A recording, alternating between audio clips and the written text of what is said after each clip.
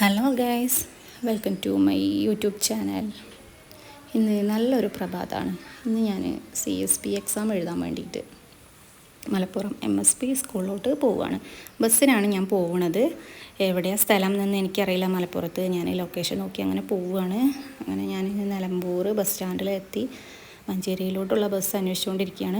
അപ്പോഴാണ് ഞാൻ പ്രതീക്ഷിക്കാത്ത ഒരാൾ ആ ബസ്സിൽ കണ്ടത്. ഇത് നിങ്ങൾ വിചാരിക്കും ഇതെൻ്റെ ഫ്രണ്ടാണെന്ന്. പക്ഷേ അല്ല, ഇതെന്നെ PGക്ക് പഠിപ്പിച്ചിട്ടുള്ള എൻ്റെ മിസ്സും എക്സാം എഴുതാൻ വേണ്ടിയിട്ട് പോവുകയാണ്. പക്ഷേ രണ്ട് പേർക്ക് കിട്ടിയിട്ടുള്ള സെൻറ്റർ വെവ്വേറെയാണ്.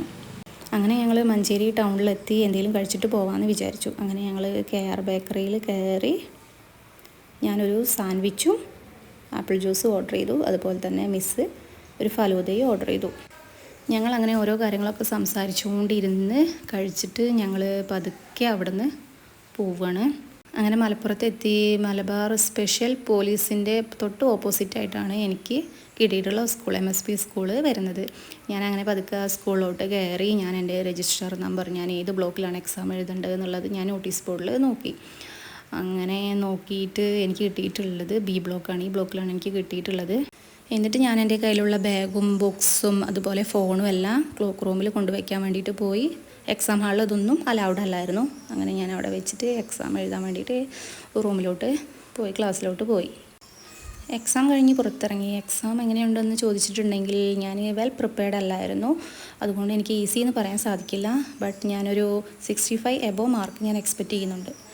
പുറത്തിറങ്ങിയപ്പോൾ നല്ല മഴ വരുന്നുണ്ടായിരുന്നു. എങ്ങനെയും വീട്ടിലെത്തണം എന്നുള്ള രീതിയിൽ ഞാൻ സ്കൂളിൽ നിന്ന് ബസ് സ്റ്റാൻഡിലോട്ടും പോയപ്പോഴത്തേക്കും മഴ അവിടെ നല്ല മഴ പെയ്തിട്ടുണ്ടായിരുന്നു. ഞാനൊന്ന് നനഞ്ഞു, കാരണം ഞാൻ കുടയൊന്നും കൊണ്ടുവന്നിട്ടുണ്ടായിരുന്നില്ല. പാസ്പോർട്ട് ഓഫീസിന് മുന്നിലാണ് ഞാൻ ബസ് വെയിറ്റ് ചെയ്തിരിക്കുന്നത്. എന്നിട്ട് ഞാൻ നീനുവിനും പറൂനും കഴിക്കാൻ വേണ്ടിയിട്ട് ഞാൻ എന്തെങ്കിലും വാങ്ങാൻ വേണ്ടിയിട്ട് ബേക്കറിയിൽ കയറി. അവിടെ വെച്ചിട്ട് എന്താ വാങ്ങുകയെന്ന് ഇങ്ങനെ നോക്കി നിൽക്കുമ്പോഴാണ് ഞാൻ ലൈസ് കണ്ടത്. അങ്ങനെ ഞാൻ ലൈസ് വാങ്ങിച്ചു. 2 പാക്കറ്റ് ലൈസ് വാങ്ങിച്ച് നിൽക്കുമ്പോഴാണ് ഏട്ടൻ വന്നത്. അങ്ങനെ ഞങ്ങൾ 2 പേരും വീട്ടിലോട്ട് പോയി. എന്നെ കാണാത്തതിൻ്റെ സങ്കടമൊന്നും ഞാൻ പാറുവിൻ്റെ മുഖത്ത് കണ്ടില്ല. ഞാൻ എൻ്റെ കയ്യിലുണ്ടായിരുന്ന ലൈസ് പാക്കറ്റ് കൊടുത്തു.